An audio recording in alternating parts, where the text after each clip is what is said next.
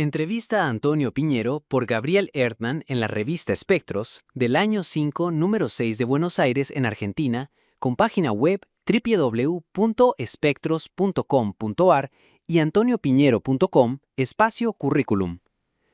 Antonio Piñero es licenciado en Filología Clásica en la Universidad de Salamanca, 1970, en Filosofía Pura en la Universidad Complutense de Madrid, 1974, y en Filología Bíblica Trilingüe en la Universidad Pontificia de Salamanca, 1976.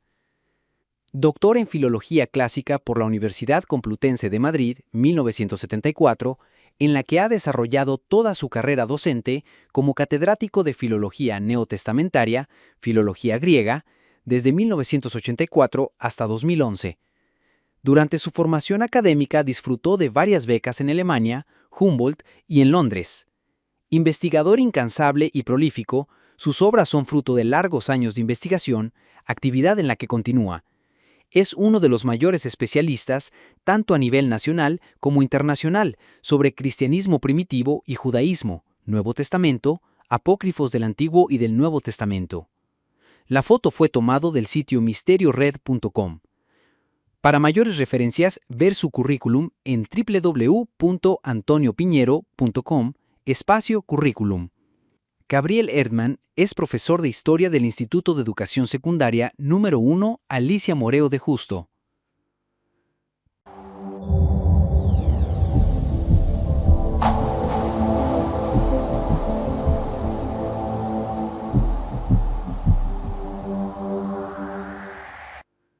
Pregunta número 1. ¿Qué aspectos políticos, sociales y religiosos son imprescindibles tener en cuenta para reconstruir el contexto de aparición del cristianismo? En realidad, es necesaria una correcta preparación para entender bien lo que dice un documento religioso judeo-cristiano, como es el Nuevo Testamento, para entenderlo bien, teniendo en cuenta que se escribió hace 2000 años. A veces ocurre que en una traducción correcta del texto griego comprendemos las palabras usadas, pero no llegamos a entender el sentido real de lo que se dice. En mi obra, Guía para entender el Nuevo Testamento, Trota, Madrid, 2016-6, creo que explico bien qué es necesario saber para comprender esa obra. Resumo brevemente los temas principales de este conocimiento en el que no voy a entrar aquí, porque ocuparían casi un libro entero.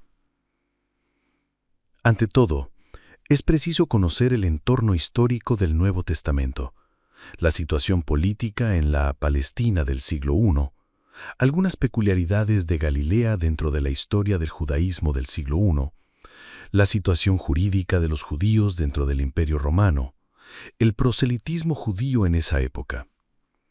En segundo lugar, se debe tener alguna idea de la situación social y económica en el Israel del siglo I, la vertebración de la sociedad, las sectas religiosas, saduceos, fariseos, esenios, celotas. En tercero, las ideas religiosas de la época que interesan para comprender el Nuevo Testamento, a saber, ¿qué recibe el cristianismo del Nuevo Testamento de su religión hermana, mejor que madre, el judaísmo? ¿Cuál es el legado del judeocristianismo recibido del Antiguo Testamento?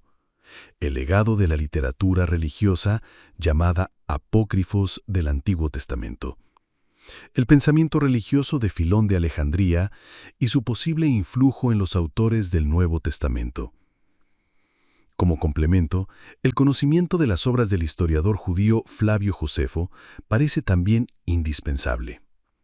Sin duda alguna, y como el cristianismo nace en el Mediterráneo oriental del siglo I, es preciso saber igualmente algo del helenismo y su legado, así como era la religiosidad del Mediterráneo oriental en el siglo I después de Cristo, la idea de Dios y la posibilidad de su conocimiento entre las gentes de clase media del imperio, cómo la filosofía servía de religión para colmar las lagunas de la religión cívica grecorromana, cómo la división entre hombres y la divinidad tenía entornos en ocasiones un tanto impreciso, la existencia de los hombres divinos, porque se creía que tenían tan eximias cualidades que su alma participaba más que el común de los mortales de la esencia de la divinidad, el culto al emperador o cómo un ser humano podía ser considerado un dios.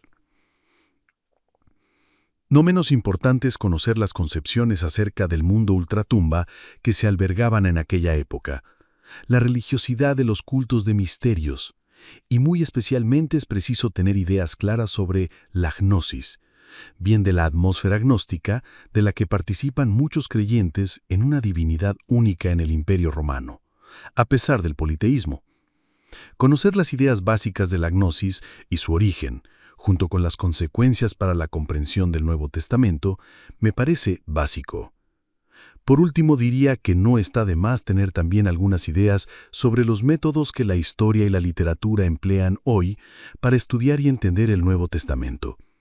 A ello he dedicado mi último libro, Aproximación al Jesús Histórico, Madrid, Trota, 2019-3, donde abordo las cuestiones del estudio del Nuevo Testamento en los últimos siglos y los aspectos más importantes de los métodos de investigación del texto neotestamentario, como el denominado Historia de las formas neotestamentarias, la historia o crítica de la redacción y el estudio sociológico del Nuevo Testamento. Cuando uno cae en la cuenta de todo lo que debe estudiarse, aparte naturalmente de que es preciso saber griego, latín, hebreo y arameo, más lenguas modernas para leer la bibliografía neotestamentaria, sorprende la desenvoltura y atrevimiento de muchos que formulan conclusiones apodícticas sobre temas del Nuevo Testamento sin tener la preparación adecuada.